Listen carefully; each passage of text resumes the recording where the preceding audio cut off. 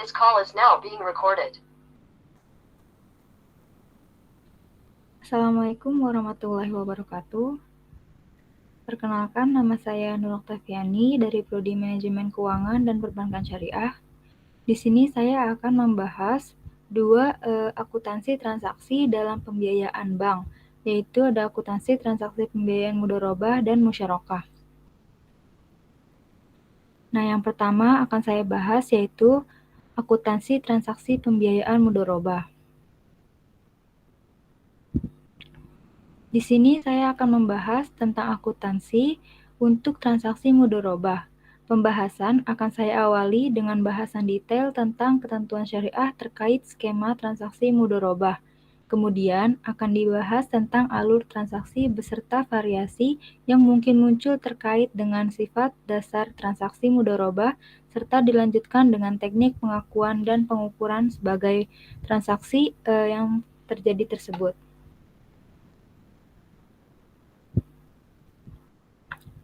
Lanjut ke definisi dan penggunaan. Pembiayaan mudharabah adalah pembiayaan yang disalurkan oleh bank syariah kepada pihak lain untuk sesuatu usaha yang produktif. Secara bahasa, mudharabah berasal dari kata dorb yang artinya melakukan perjalanan yang umumnya untuk berniaga. Istilah dorob populer digunakan oleh penduduk Irak. Untuk maksud yang sama, penduduk Hijaz menggunakan istilah mukharodah atau kirod yang berarti memotong. Dalam pengertian ini, makna kirod adalah makna pemilik modal memotong sebagian hartanya untuk diserahkan kepada modal dan ia juga memotong keuntungan usahanya. Secara teknis, Antonio tahun 2001 mendefinisikan mudharabah sebagai akad kerjasama usaha antara dua pihak di mana pihak pertama yang biasa disebut kita itu sohibul mal atau dia tuh menyediakan seluruh modal yaitu 100%, sedangkan pihak lainnya menjadi pengelola. Keuntungan usaha secara mudharabah itu dibagi menurut kesepakatan yang dituangkan dalam kontrak. Sedangkan apabila rugi, itu ditanggung oleh pemilik modal selama kerugian itu bukan akibat kelalaian si pengelola. Seandainya kerugian itu diakibatkan karena kecurangan atau kelalaian si pengelola itu harus bertanggung jawab atas kerugian tersebut. Nah, selanjutnya ketentuan syar'i, rukun transaksi, dan pengawasan syariah transaksi mudharabah. Ketentuan syar'i mudharabah. Menurut pernyataan standar akuntansi keuangan nomor 105, kontrak mudharabah itu dapat dibagi atas 3 jenis, yaitu mudharabah muqayyadah, mudharabah mutlaqah, dan mudharabah musyarakah. Mudharabah muqayyadah yaitu bentuk kerjasama antara pemilik dana dan pengelola dengan kondisi pengelola dikenakan pembatasan oleh pemilik dana dalam hal tempat, cara, dan objek investasi. Dalam transaksi mudharabah muqayyadah, bank syariah ini bersifat sebagai agen yang menghubungkan sahibul mal mudharib. Peran agen atau peran bank ini itu dilakukan oleh bank syariah mirip dengan peran manajer investasi pada perusahaan sekuritas. Nah, imbalan yang diterima oleh bank sebagai agen yang dinamakan fee dan bersifat tetap tanpa dipengaruhi oleh tingkat keuntungan yang dihasilkan oleh mudharib. Fee yang diterima oleh bank itu dilaporkan dalam laporan laba rugi sebagai pendapatan operasi lainnya. Mudharabah muqayyadah itu biasanya disebut dengan mudharabah terikat atau restricted mudharabah. Nah, dalam praktik perbankan, mudharabah muqayyadah ini terdiri atas 2 jenis, yaitu mudharabah muqayyadah executing dan mudharabah muqayyadah channeling.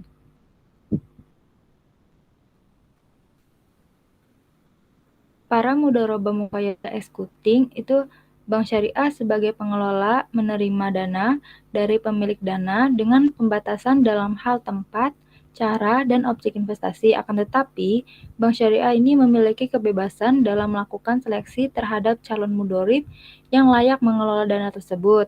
Sementara mudorobah muqayyadah channeling, itu bank syariah tidak memiliki kewenangan dalam menyeleksi calon mudorib yang akan mengelola dana tersebut.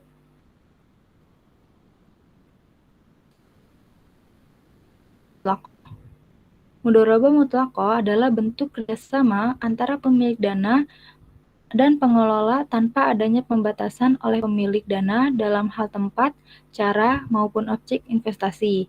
Dalam hal ini, dana memberi kewenangan yang sangat luas kepada mudorib untuk menggunakan dana yang diinvestasikan dan kontrak pemudorobah mutlaqah ini dalam pembarukan syariah digunakan untuk tabungan maupun pembiayaan. Pada tabungan mudorobah, penabung berperan sebagai pemilik dana, sedangkan bank berperan sebagai pengelola yang mengontribusikan keahliannya dalam mengelola dana penabung.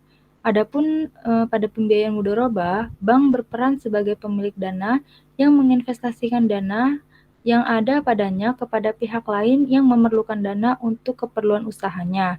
Pihak lain yang memerlukan dan mengelola dana tersebut itu biasa disebut dengan nasabah pembiayaan. Nah, dana yang diterima oleh bank dari penabung dilaporkan dalam neraca di bagian dana syirkah. Sedangkan dana yang disalurkan oleh bank kepada nasabah pembiayaan melalui akad mudorobah itu dilaporkan dalam neraca pada bagian aset lancar. Nah, adapun bagian bank dari keuntungan yang dihasilkan oleh mudorib ini dari kegiatan investasi yang dilakukannya dilaporkan dalam laporan laba rugi sebagai salah satu unsur pendapatan operasi utama bank. Mudorobah mutlaqah biasa juga disebut dengan mudorobah mutlak atau mudorobah tidak terikat.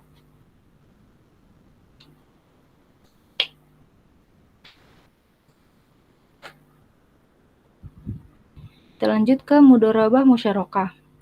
Mudorobah musyarakah adalah bentuk mudorobah di mana pengelola dana menyertakan modal atau dananya dalam kerjasama investasi. Akad musyarakah ini merupakan solusi sekiranya dalam perjalanan usaha, pengelola dana memiliki dana yang dapat dikontribusikan dalam investasi.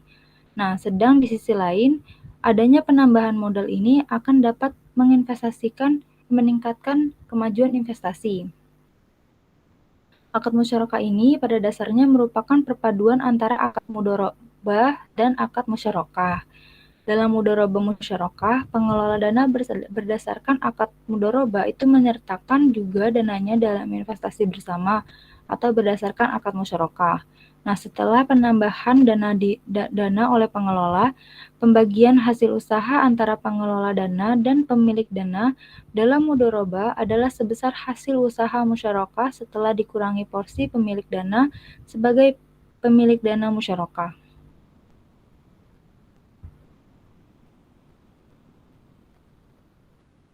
Nah, ini dia skema mudorobah musyarakah. Nah, di sini ada nasabah dana dengan sistem pool of fund. Lalu dia ke bank, terus ada investor juga. Nah, dari bank dan investor ini langsung lanjut ke nasabah pengelola atau mudorib. Nah, nasabah penghimpunan bank berperan sebagai mudorib. Sedangkan nasabah penyaluran bank berperan sebagai pemilik dana.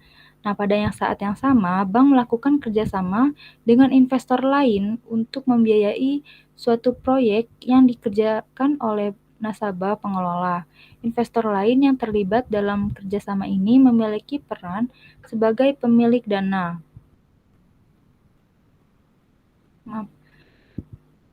Bank dan investor ini memperoleh pendapatan dari posisi sebagai pemilik dana atau berbagi sesuai porsi masing-masing. Nah, selanjutnya pendapatan hak bank ini dibagi hasilkan dengan nasabah deposan atau pool of fund. Nah, rukun transaksi mudorobah. Rukun transaksi mudorobah ini meliputi dua pihak transaktor atau pemilik modal dan pengelola. Lalu ada objek akad mudorobah atau modal dan usaha, dan ijab dan qabul atau persetujuan kedua belah pihak. Kita lanjut ke transaktor. Kedua pihak transaktor di sini adalah investor dan pengelola modal. Investor itu biasa disebut dengan istilah sohibul mal dan robul mal. Sedangkan pengelola modal itu biasanya disebut dengan istilah mudorib. Nah, kedua pihak ini disyaratkan memiliki kompetensi beraktivitas.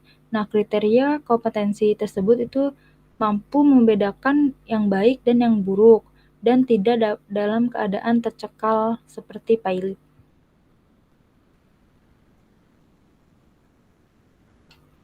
Kita lanjut ke objek mudorobah. Nah, objek mudorobah ini ada dua, yaitu modal dan usaha. Objek mudorobah meliputi kan ada dua nih, modal dan usaha. Nah, pemilik modal menyerahkan modalnya sebagai objek mudorobah, sedangkan pelaksana usaha menyerahkan kerjanya sebagai objek mudorobah.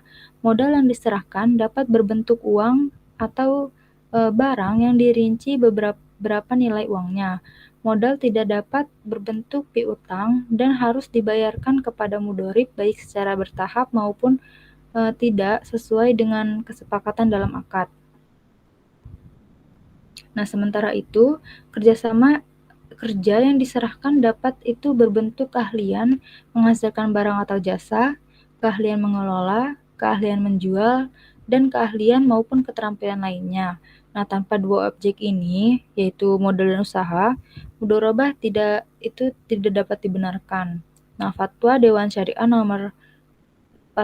Syariah Nasional Nomor 7 Tahun 2000 tentang pembiayaan mudorobah menyatakan bahwa kegiatan usaha oleh pengelola atau mudorib sebagai pertimbangan modal yang disediakan oleh penyedia dana. Itu harus memperhatikan beberapa hal berikut. Yang pertama, ada kegiatan usaha adalah hak eksklusif mudorib, tanpa campur tangan penyedia dana, tetapi ia mempunyai hak untuk melakukan pengawasan. Yang kedua, penyedia dana tidak boleh mempersempit tindakan pengelola sedemikian rupa yang dapat menghalangi tercapainya tujuan mudorobah, yaitu keuntungan. Dan yang ketiga,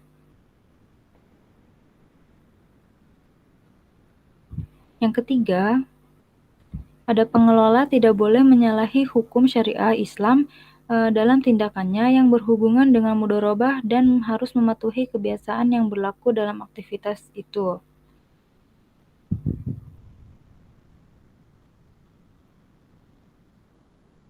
Nah, dalam praktik perbankan, bentuk kegiatan usaha pengelola merupakan satu faktor yang sangat diperhatikan oleh bank dalam memutuskan persetujuan pembiayaan mudorobah.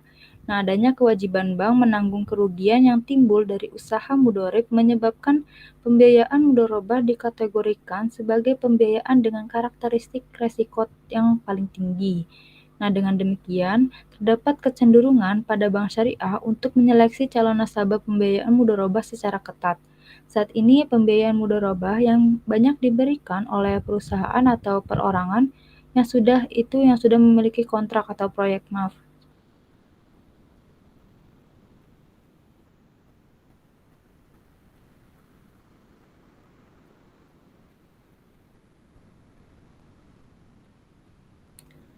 kontrak atau proyek yang berkekuatan hukum dari pemerintah, usaha lembaga keuangan yang menyalurkan pembiayaan dengan mekanisme yang tidak bertentangan dengan prinsip syariah kepada para anggotanya, dan pengembang properti atau bisnis lain seperti stasiun pengisian bahan bakar umum atau SPBU yang memiliki perkiraan arus kas yang relatif stabil.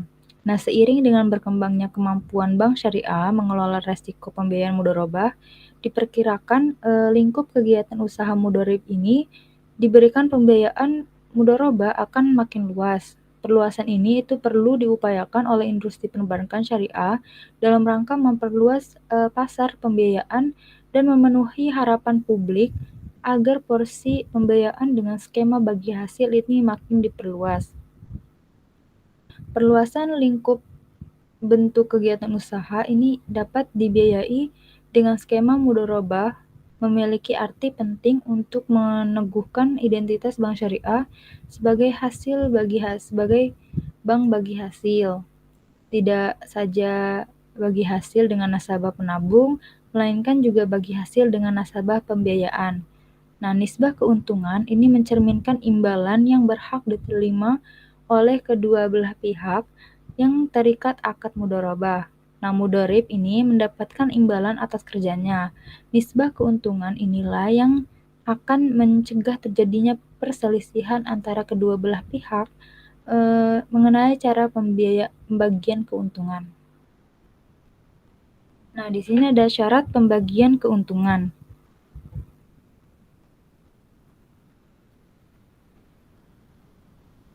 Yang pertama, harus diperuntukkan bagi kedua pihak dan tidak boleh disyaratkan hanya untuk satu pihak. Yang kedua, bagian keuntungan harus diketahui masing-masing pihak dan bersifat proporsional atau dinyatakan dalam angka presentasi atau nisbah dari keuntungan sesuai kesepakatan. Nah, sekiranya terdapat perubahan nisbah, ini harus berdasarkan kesepakatan. Jadi kalau nggak ada kesepakatannya itu nggak boleh. Kita lanjut yang ketiga, maaf salah ketik. Yang ketiga, penyedia dana ini menabung semua kerugian dari mudharabah dan pengelola tidak boleh menanggung kerugian apapun kecuali diakibatkan dari kesalahan disengaja, kelalaian, atau pelanggaran kesepakatan. Dan yang terakhir, sekiranya terjadi kerugian yang disebabkan oleh kelalaian mudharib, maka mudharib wajib menanggung segala kerugian tersebut. Kelalaian ini antara lain itu ditunjukkan oleh tidak terpenuhinya persyaratan yang ditentukan oleh di dalam akad. Nah, mengalami kerugian tanpa adanya kondisi di luar kemampuan yang lazim atau yang telah ditentukan dalam akad dan hasil putusan dari badan arbitrase atau pengadilan. Nah, kesepakatan pembagian keuntungan nisbah itu harus dinyatakan pada waktu kontrak. Dalam hal ini juga disepakati dasar bagi hasil yang akan digunakan. Nah, Dewan Syariah Nasional dalam Fatwa Dewan Syariah Nasional nomor 15 tahun 2000 menyatakan bahwa bank syariah boleh menggunakan prinsip bagi hasil atau revenue sharing, menggunakan itu maupun bagi untung atau profit sharing ini sebagai dasar bagi hasil. Nah, dalam praktik terdapat perbedaan dalam penggunaan istilah revenue sharing. Revenue sharing ini dalam praktik lebih mengacu pada gross profit sharing. Nah, dalam akuntansi, terminologi revenue adalah nilai penjualan suatu barang atau harga pokok plus margin keuntungan. Adapun revenue yang dimaksud dalam dasar bagi hasil bank syariah ini itu yang dipraktikkan selama ini adalah pendapatan dikurangi harga pokok barang yang dijual. Nah, dalam akuntansi, konsep ini biasa dinamakan dengan laba bruto atau gross profit. Dengan demikian, istilah revenue sharing ini biasa digunakan oleh industri pembayaran syariah, pada dasarnya identik dan sama dengan makna gross profit sharing.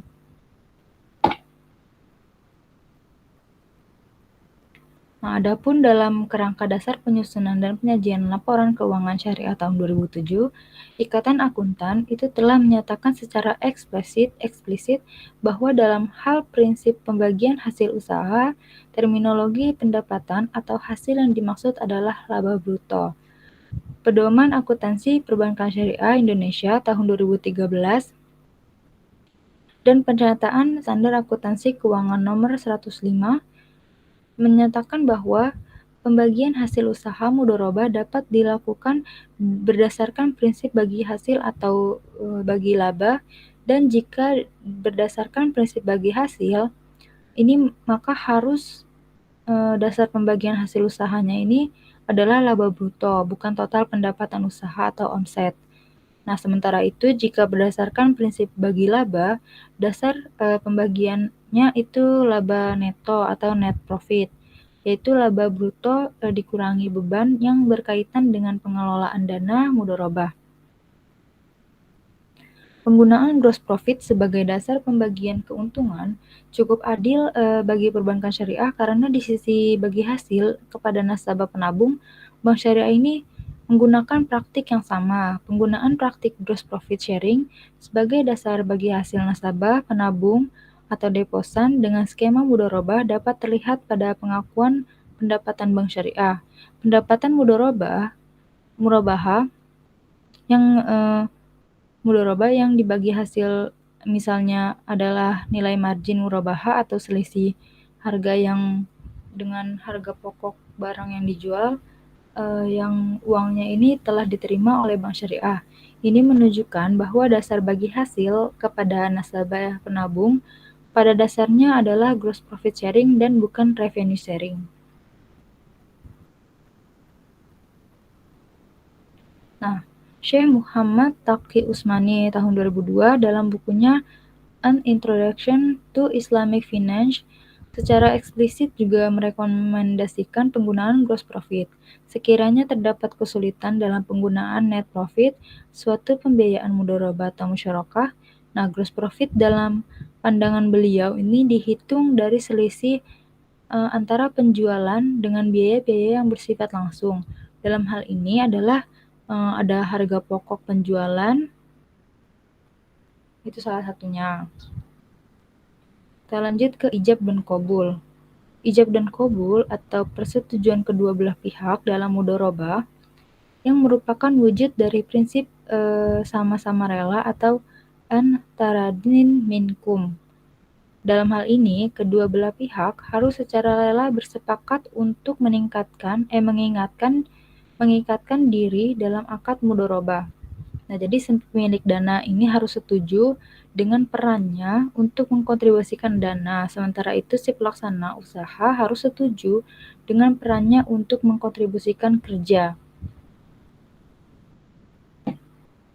Akad mudharabah pada dasarnya itu sama dengan akad-akad yang lain dalam aspek yang bersifat umum. Nah, aspek yang bersifat umum tersebut antara lain tentang identitas kedua pihak yang bertransaksi, besar pembiayaan, jangka waktu pembiayaan, persyaratan pengambilan pembiayaan, jaminan, ketentuan denda, pelanggaran atau atas syarat-syarat perjanjian, dan penggunaan badan arbitrase syariah.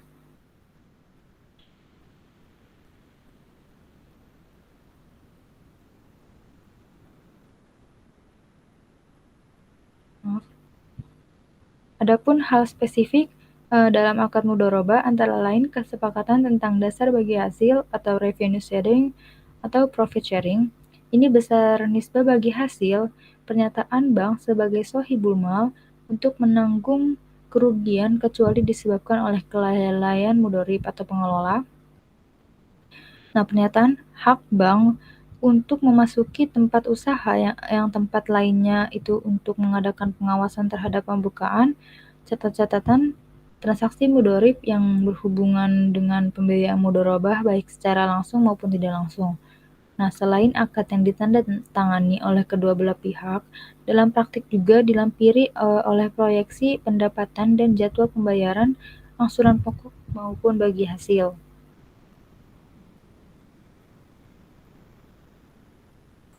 Kita lanjut ke pengawasan syariah transaksi mudharabah. Nah, untuk memastikan kesesuaian syariah pada praktik transaksi mudharabah yang dilakukan oleh bank, DPS melakukan pengawasan syariah secara periodik. Pengawasan tersebut berdasarkan pedoman yang ditetapkan oleh Bank Indonesia dilakukan untuk hal-hal sebagai berikut nih. Yang pertama, ada meneliti apakah pemberian informasi secara lengkap telah disampaikan oleh bank kepada nasabah, baik secara tertulis maupun lisan tentang persyaratan pembiayaan mudharabah telah dilakukan. Yang kedua, menguji apakah perhitungan bagi hasil telah dilakukan sesuai prinsip syariah. Yang ketiga, memastikan adanya persetujuan para pihak dalam perjanjian pembiayaan mudharabah. Yang keempat, memastikan terpenuhinya rukun dan syarat mudharabah. Dan yang terakhir, memastikan bahwa kegiatan investasi yang dibiayai tidak termasuk jenis kegiatan usaha yang bertentangan dengan syariah. Nah, adanya pengawasan syariah yang dilakukan oleh DPS menuntut bank syariah atau untuk berhati-hati dalam melakukan transaksi mudharabah dengan para nasabah. Selain itu, bank juga dituntut untuk melaksanakan tertib administrasi agar berbagai dokumen yang diperluas DPS ini dapat Dewan Perbankan Syariah ya dapat tersedia setiap saat pengawasan dilakukan.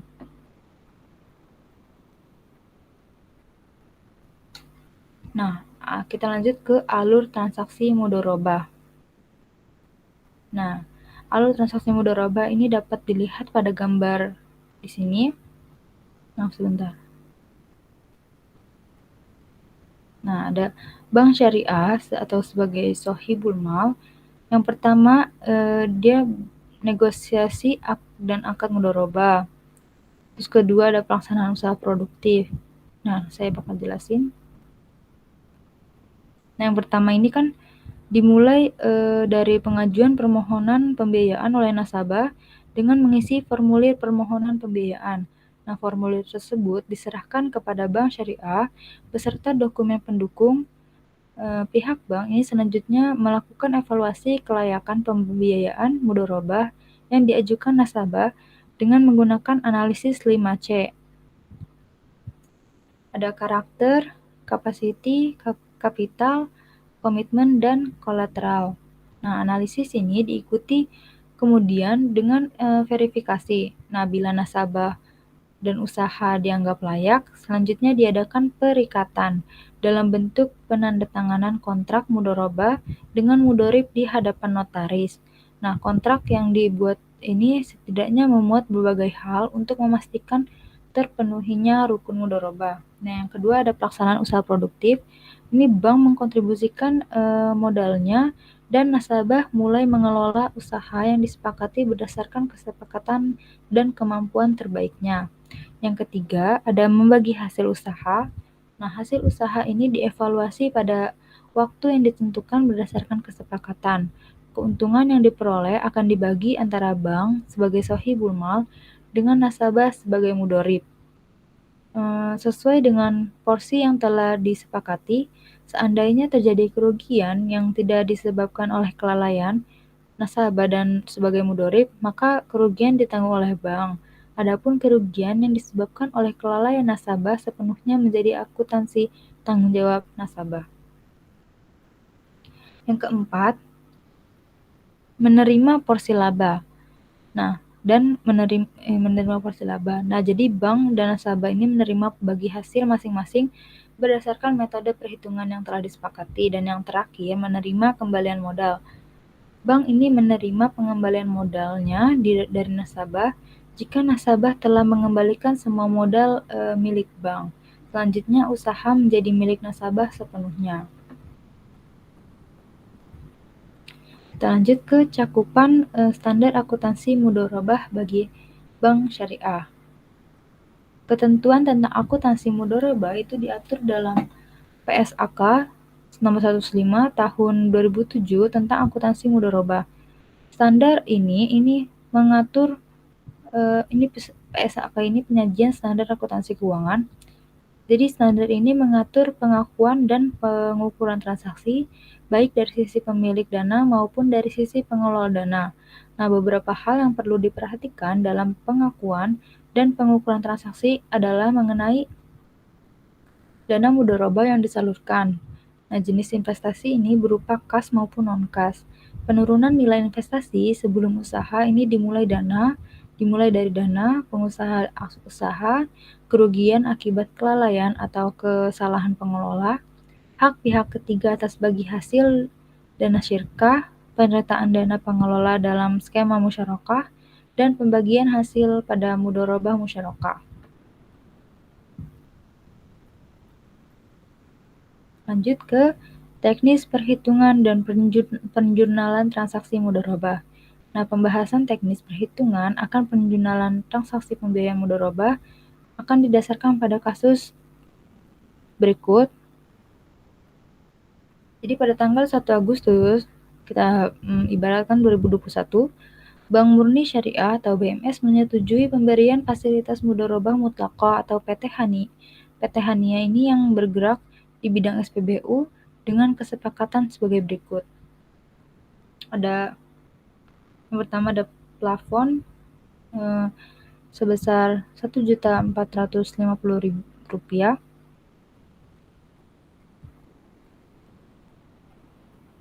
Bukan 1 juta ya,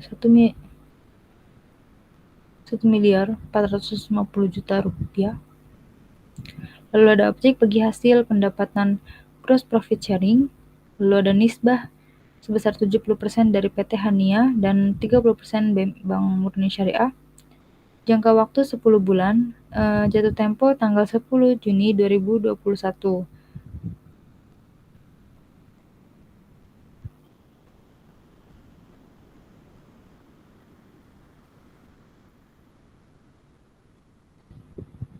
Maaf, 2022. Biaya administrasi sebesar 14.500.000 dibayar saat akad ditandatangani. Lalu ada pelunasan atau pengembalian pokok di akhir periode. Nah, keterangan modal dari Bank Murni Syariah ini diberikan secara tunai tanggal 10 Agustus 2021. Pelaporan dan pembayaran bagi hasil oleh nasabah ini dilakukan sejak tanggal 10 mulai bulan September. Perhitungan transaksi mudharabah. Perhitungan yang diperlukan dalam transaksi mudharabah adalah perhitungan bagian bank atas bagi hasil yang diperoleh. Kita lanjut ke penjurnalan transaksi mudharabah. Ada beberapa penjurnalan yang transaksi mudharabah itu. Yang pertama ada saat penandatanganan akad mudharabah, terus penyertaan pembiayaan mudharabah, lalu penerimaan bagi hasil mudharabah, dan saat akad terakhir. Nah, variasi transaksi ini beda lagi ya.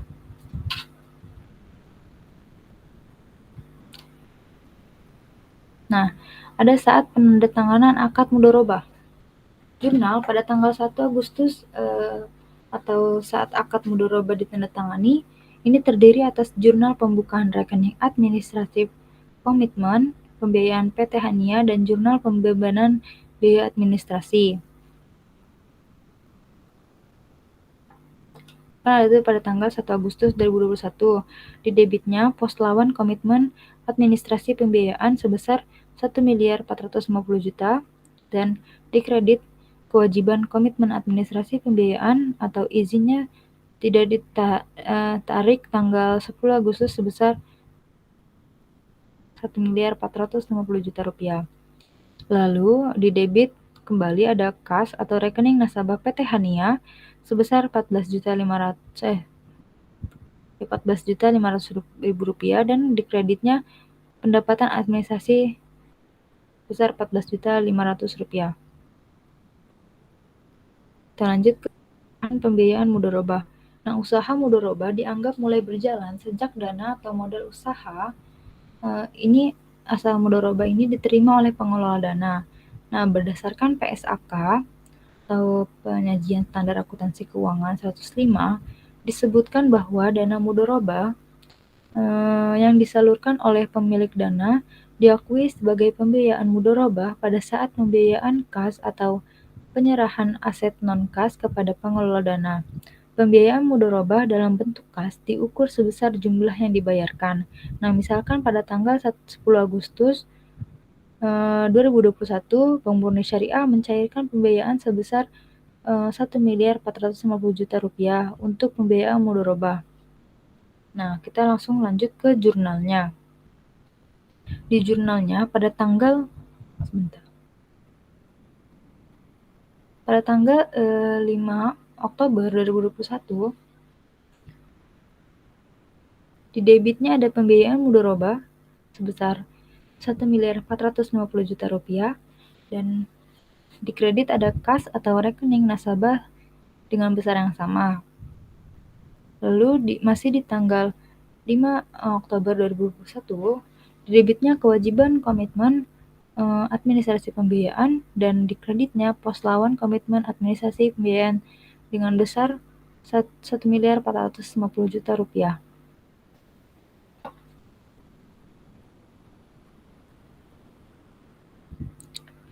Nah, kita lanjut ke penerimaan bagi hasil mudharabah. Maaf, sebelumnya masih di sini. Jadi usaha mudharabah ini dianggap mulai berjalan sejak kan tadi ya sudah dijelaskan.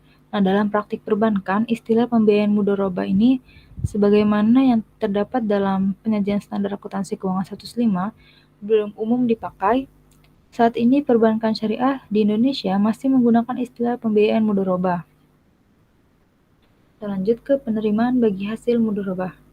Berdasarkan penyajian standar akuntansi keuangan 105, ini dinyatakan bahwa pengakuan penghasilan usaha mudharabah dalam praktik dapat diketahui berdasarkan laporan bagi hasil atau realisasi penghasilan usaha dari pengelola dana dan tidak diperkenankan mengakui pendapatan dari proyeksi hasil usaha. Sekiranya bagian hasil usaha belum dibayarkan oleh pengelola, bagian tersebut diakui sebagai piutang.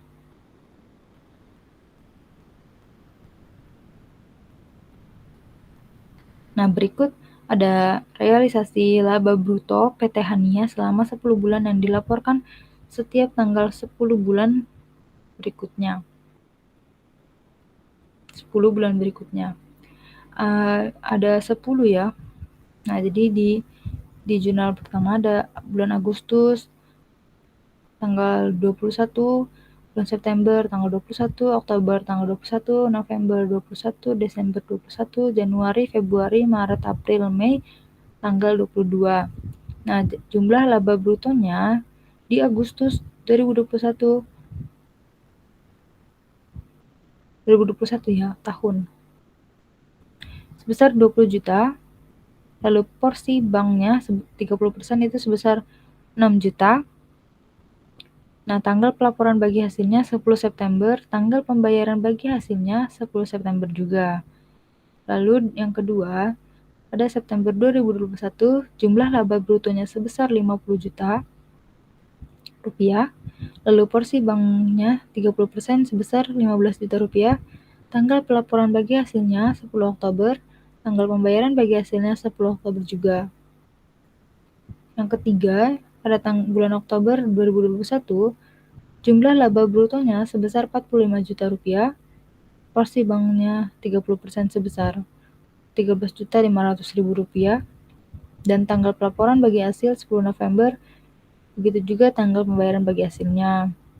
Yang keempat ada di bulan November 2021, jumlah laba brutonya sebesar 40 juta rupiah,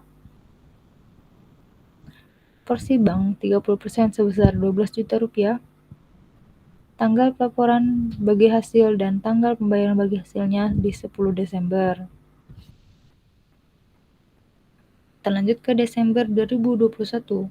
Jumlah laba brutonya sebesar 60 juta rupiah, porsi bank 30% sebesar 18 juta rupiah, tanggal pelaporan bagi hasil dan tanggal pembayaran bagi hasilnya sama, yaitu 10 Januari. Di ke-6 ada bulan Januari 2022, tahun 2022. Jumlah laba brutonya sebesar 50 juta dan porsi bank 30%-nya sebesar 15 juta rupiah. Tanggal pelaporan dan pembayaran bagi hasil ini di 10 Februari.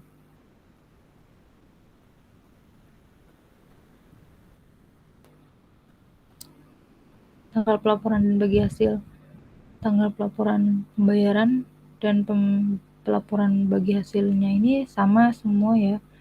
Terus di nomor 7 di bulan Februari tahun 2022, jumlah laba brutonya 40 juta rupiah, porsi banknya 30%, 12 juta rupiah. Pada bulan Maret 2022, jumlah laba brutonya 50 juta rupiah, porsi bank 30% sebesar 15 juta rupiah. April 2022, jumlah laba brutonya sebesar 55 juta rupiah dan porsi bank 30%-nya 16.500.000 rupiah. Terus yang terakhir di Mei 2022,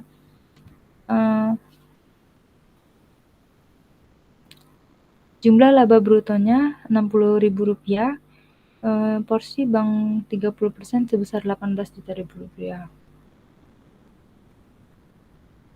Nah, transaksi tersebut itu dapat diklasifikasikan dalam dua bentuk. Nah, ini dia.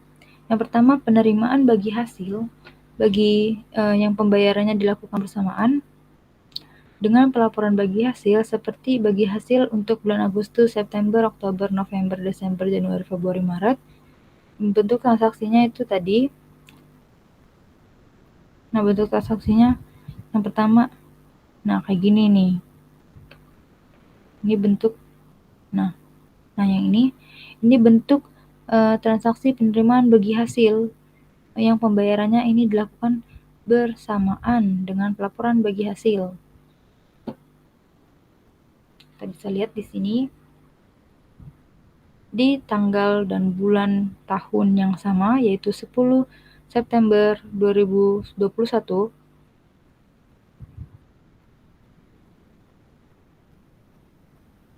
mungkin 2022 ya. Nah, di debit dan di kreditnya ini sama juga. Di debitnya ada kas atau rekening nasabah dan di kreditnya ada pendapatan bagi hasil mudharabah. Tapi di bagian nilainya itu beda-beda. Lalu yang kedua ada penerimaan bagi hasil yang waktu pembayarannya berbeda dengan tanggal pelaporan bagi hasil seperti pada bagi hasil bulan April dan Mei.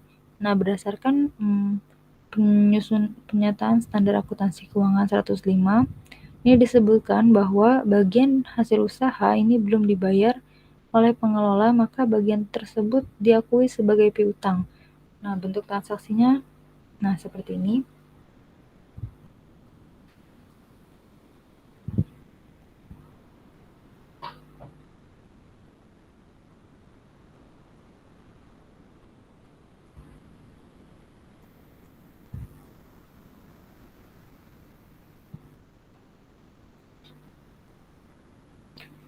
Nah, pada tanggal 10 Mei, di debitnya ada piutang pendapatan bagi hasil mudharabah, lalu di kreditnya pendapatan bagi hasil mudharabah akrual sebesar Rp16.500.000.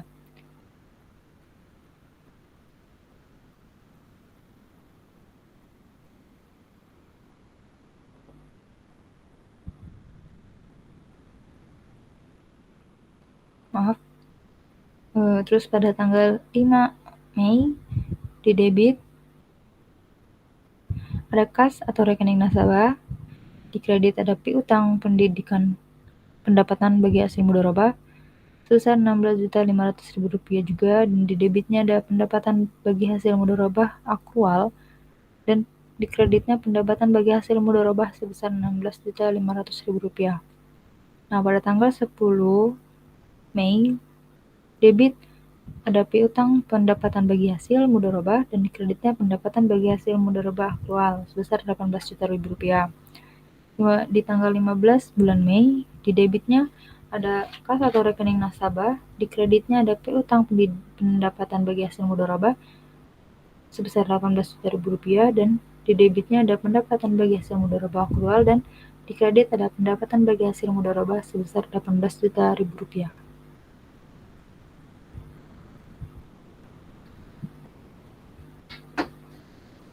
Nah, piutang pendapatan bagi hasil mudharabah ini disajikan dalam neraca pada bagian aset. Akun ini merupakan sub-akun dari piutang. Adapun akun pendapatan bagi hasil mudharabah akrual disajikan dalam laporan laba rugi. Oleh karena itu, bagi hasil tersebut dapat berwujud kas, maka pendapatan bagi hasil akrual tidak diikutsertakan dalam perhitungan bagi hasil dengan nasabah penghimpunan. Untuk keperluan praktis, pendapatan bagi hasil akrual perlu dibedakan dengan pendapatan bagi hasil yang telah berwujud kas.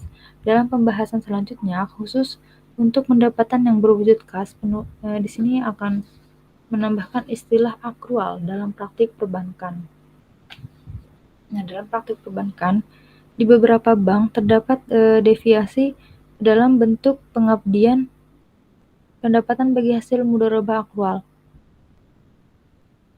Pada tahun berjalan, telah ada pemberitahuan laba bruto oleh nasabah pembiayaan, bank tidak mengakuinya sebagai pendapatan bagi hasil. Pengakuan pendapatan ini ditunda hingga bank menerima porsi bagi hasilnya. Selanjutnya, untuk keperluan pelaporan akhir tahun, bank mengidentifikasikan pendapatan yang bersifat akrual secara manual untuk selanjutnya mengakuinya sebagai pendapatan pada laporan laba rugi dan piutang pendapatan bagi hasil mudharabah pada laporan neraca.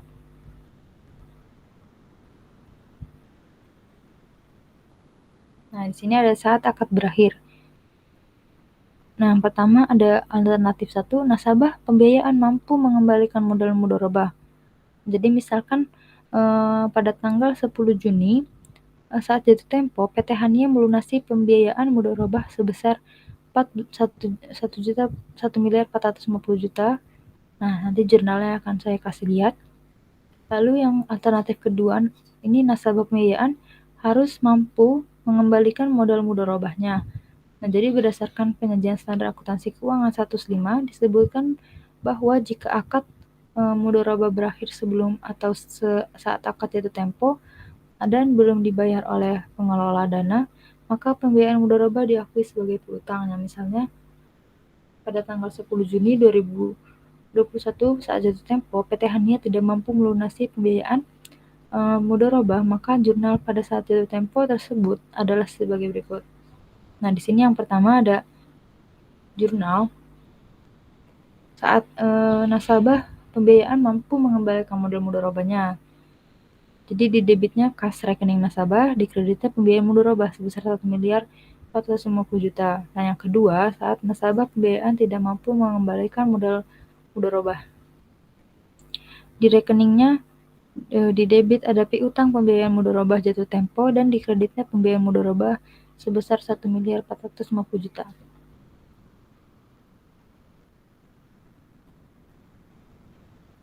Kita lanjut ke variasi transaksi. Nah, jadi variasi transaksi ini ada dua. Yang pertama ada pembiayaan mudharabah dengan menggunakan aset non-kas dan kerugian usaha mudharabah. Nah, saya akan jelaskan yang pertama itu pembiayaan mudharabah dengan menggunakan aset non-kas. Nah, jadi secara teori transaksi pembiayaan mudharabah dapat dilakukan dengan menggunakan aset non-kas. Akan tetapi berdasarkan diskusi penulis ini dengan beberapa praktisi bank syariah dapat disimpulkan bahwa transaksi jenis ini tidak lazim diterapkan dalam dunia perbankan syariah. Nah, jadi semua pembiayaan mudharabah oleh bank pada umumnya ini berwujud kas. Tapi jika suatu bank syariah melakukan pembiayaan mudharabah dengan menggunakan aset non-kas, dapat mengacu pada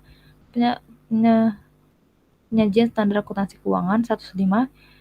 Jadi berdasarkan penyajian standar akuntansi keuangan atau PSAK 105 ini disebutkan bahwa dana mudharabah yang disalurkan oleh pemilik dana diakui sebagai pembiayaan mudharabah pada saat pembayaran kas atau penyerahan aset non-kas kepada pengelola dana. Penggunaan aset non-kas memungkinkan terjadi 3 variasi, yaitu nilai wajar aset sama dengan nilai tercatatnya, lalu nilai wajar aset lebih tinggi dari nilai tercatatnya, dan nilai wajar aset lebih rendah dari nilai tercatatnya. Nah, nih jadi akan saya bahas satu-satu. Karena tadi ada 3 ya. Yang pertama ada nilai wajar aset mudharabah non-kas sama dengan nilai tercatatnya berdasarkan penyajian standar akuntansi keuangan. Ini disebutkan bahwa pembiayaan mudharabah dalam bentuk aset non-kas ini diukur sebesar nilai wajar aset non-kas pada saat penyerahan. Nah, misalnya pada tanggal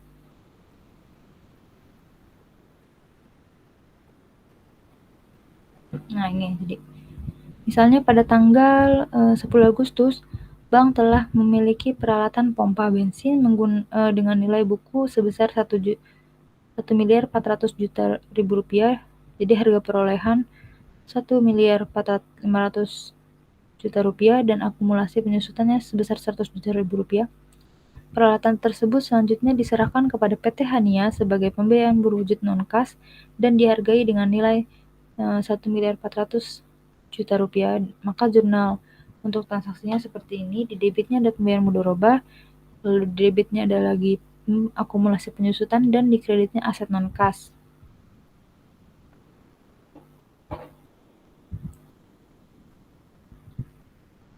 Nah, kita lanjutkan nilai wajar aset mudharabah non-kas lebih tinggi dari nilai tercatatnya.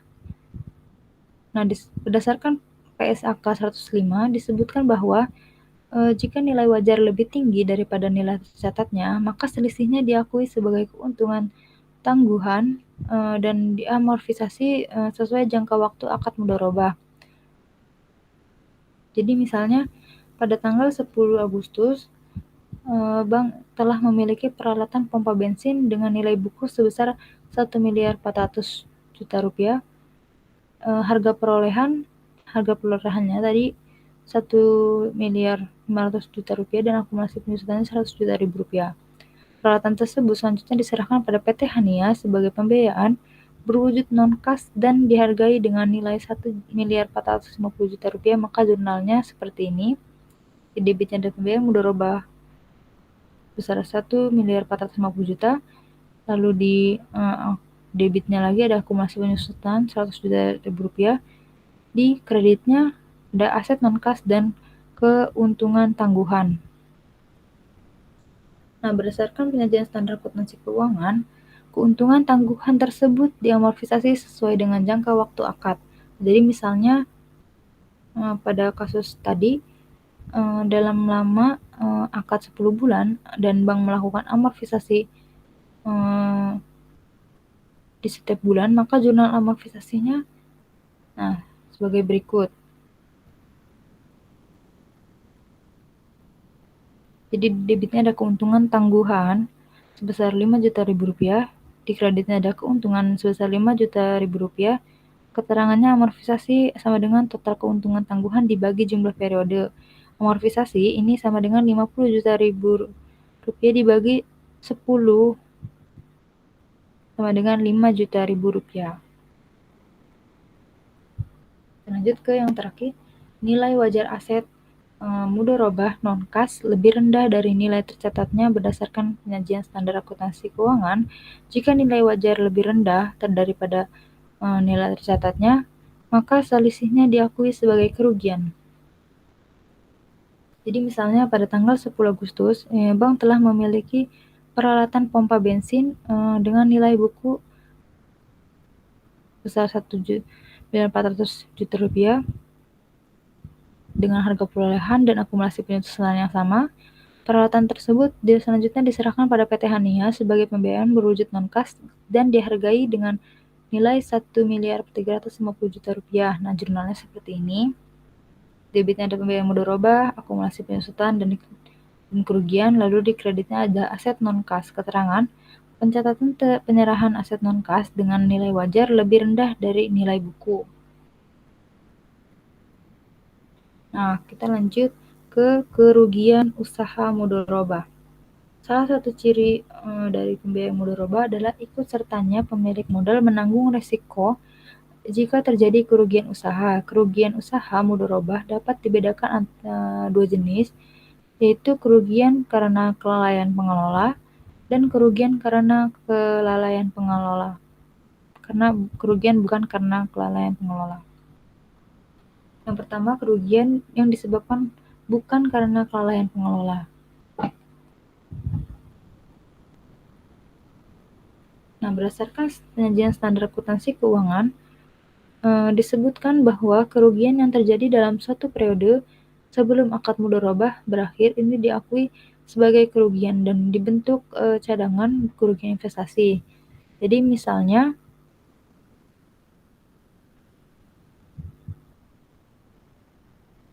misalkan nih untuk bagi hasil bulan April nih, tabel yang atas ya, dilaporkan tanggal 10 Mei 2020, dilaporkan bahwa PT Hania mengalami kerugian sebesar 40 juta rupiah akibat bencana alam longsor yang mengenai pom bensin yang dikelola. Nah, jadi cadangan kerugian sebesar 40 juta tersebut menunjukkan bahwa Bank Syariah menanggung 100% kerugian pembiayaan mudharabah yang terjadi. Implikasi dari adanya cadangan kerugian tersebut adalah berkurangnya pengembalian modal pembiayaan mudharabah yang ditanggung Bank Syariah. Nah, jadi ini jurnalnya di bawahnya ini. Dalam praktik perbankan ini pengakuan kerugian pada pembiayaan mudharabah sejauh ini diperlakukan mengikuti perlakuan kebijakan kolektabilitas Bank Indonesia. Jadi di debitnya ada kas rekening nasabah dan cadangan kerugian mudharabah. Lalu di kreditnya ada pembiayaan mudharabah. Kita lanjut ke kerugian disebabkan karena kelalaian pengelola.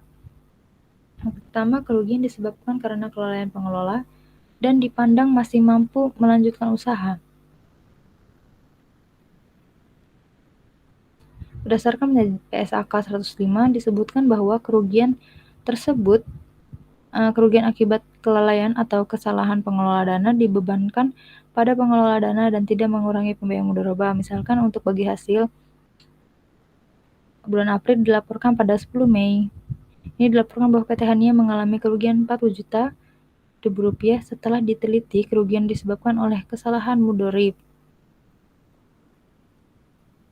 Nah, jadi dalam hal ini tidak ada jurnal karena kelalaian nasabah dan kerugian ini tidak berpengaruh pada pembayaran modal pembiayaan mudharabah pada bank syariah. Nah, menurut PSAK 105, kelalaian atas kesalahan pengelola dana antara lain ditunjukkan oleh ada yang A, persyaratan dan yang ditentukan di dalam akad tidak terpenuhi, yang B, tidak terdapat kondisi di luar kemampuan, yang lazim atau yang telah ditentukan dalam akad, atau yang C, hasil keputusan dari institusi yang berwenang.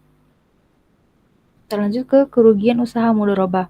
Kerugian disebabkan karena kelalaian pengelola dan dipandang tidak mampu melanjutkan usaha atau bangkrut. Dalam praktik perbankan, kerugian yang terjadi pada nasabah yang lalai sangat mungkin menyebabkan nasabah tidak mampu lagi melanjutkan usaha atau mengalami bangkrut. Dalam hal ini, bank syariah juga bisa mengikuti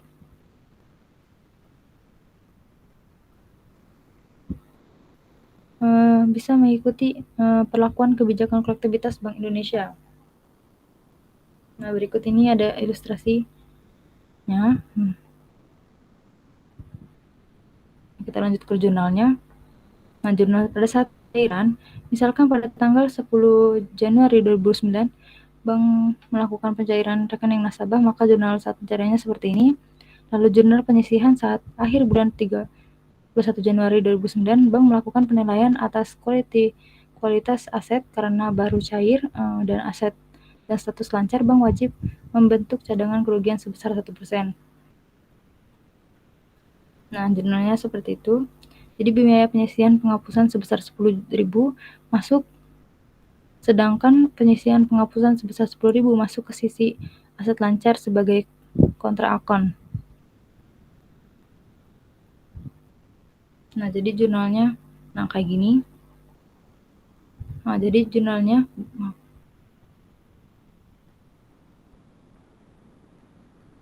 di neraca di sisi asetnya itu pembiayaan mudharabah 1 juta rupiah, penyisihan penghapusan 10.000 rupiah, pembiayaan mudharabah 990.000 rupiah. Nah, misal selama bulan Februari, Maret, April, nasabah secara rutin berangsur pokok dan bagi hasil kepada bank syariah dengan jumlah sebagai berikut. Ini dia jumlahnya. Nah, jadi misalkan pada 10 Februari 2009 nasabah mengangsur pokok dan bagi hasil realisasi profit adalah 20.000, jurnalnya. Nah, seperti ini. Lalu misalnya pada tanggal 10 Mei 2009, nasabah tidak mengangsur pokok bagi hasil realisasi profit adalah 0, diketahui 7 hari yang lalu usaha nasabah berhenti total karena kebakaran akibat kecerobohan nasabah. Jadi jurnal angsuran pokoknya tidak ada.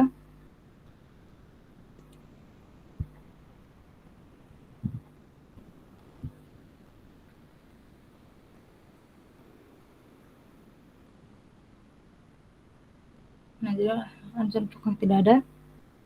Nah, di sini ada jurnal penyisihan penghapusan sesuai ketentuan Bank Indonesia kualitas investasi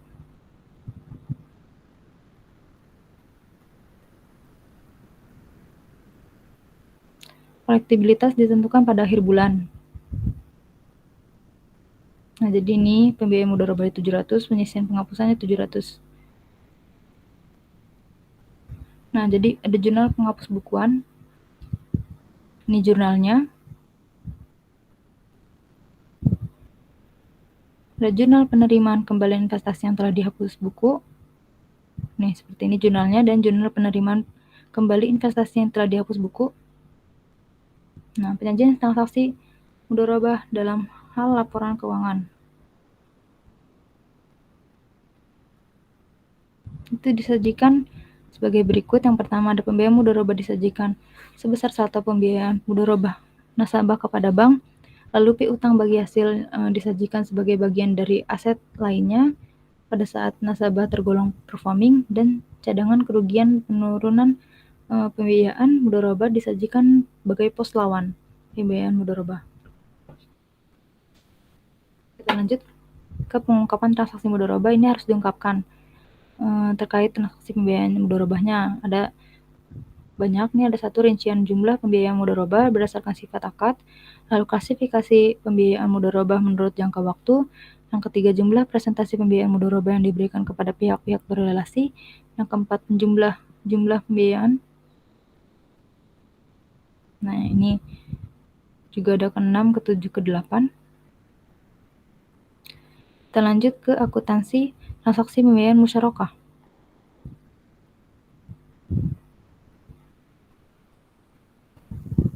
Nah, dari definisi dan penggunaan musyarakah ini berasal dari kata syirkah. Syirkah artinya pencampuran atau interaksi. Secara terminologi, syirkah adalah persekutuan usaha untuk mengambil hak atau untuk beroperasi. Nah, jadi beberapa kesamaan transaksi musyarakah dengan transaksi mudharabah adalah pembiayaan hanya diberikan untuk menandai usaha yang bersifat produktif dan keuntungan yang diperoleh berasal dari bagi hasil atau atas usaha yang didanai.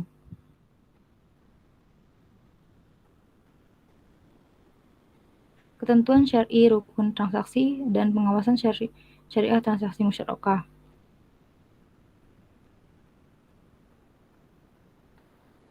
Nah, transaksi musyarakah secara syar'i terdiri atas dua jenis, yaitu musyarakah hak milik dan musyarakah akad.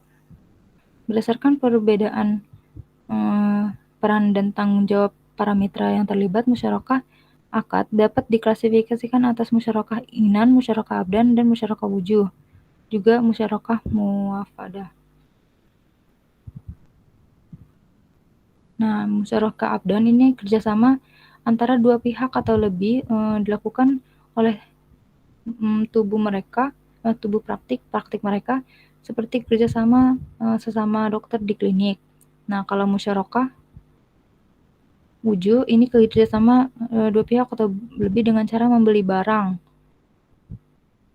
Kalau musyarakah muwafadah, musyarakah di mana para anggotanya ini memiliki kesamaan dalam modal, aktivitas, dan piutang usaha.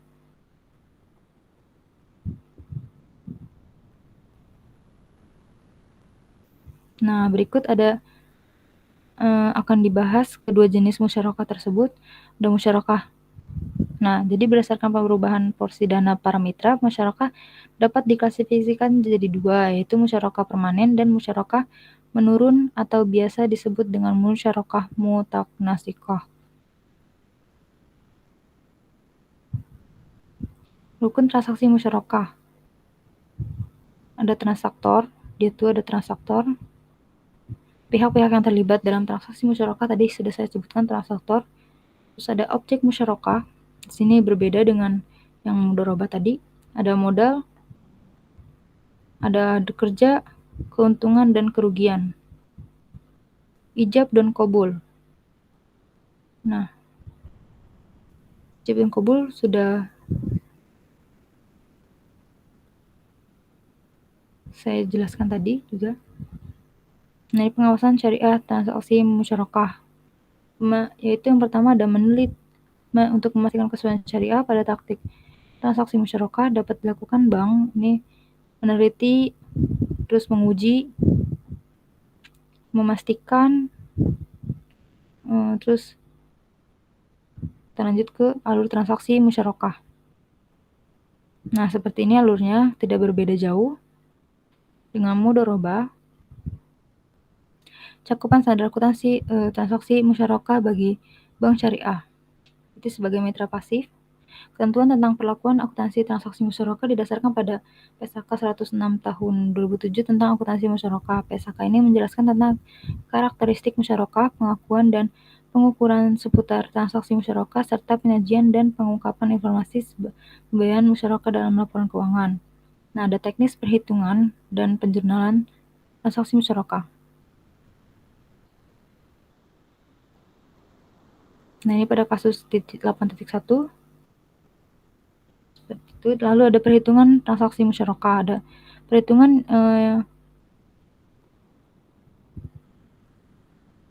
diperlukan ini sudah mengembalikan pembagian bank sekiranya jenis musyarakah yang digunakan adalah musyarakah menurun. Lalu ada penjurnalan transaksi musyarakah tidak berbeda jauh dengan yang mudharabah. Nah, seperti ini. Ini contohnya. Nah, seperti ini tidak jauh berbeda dengan yang mudharabah. Nah, ada klasifikasi transaksi, ada penerimaan bagi hasil yang pembayarannya dilakukan bersamaan dengan pelaporan bagi hasil.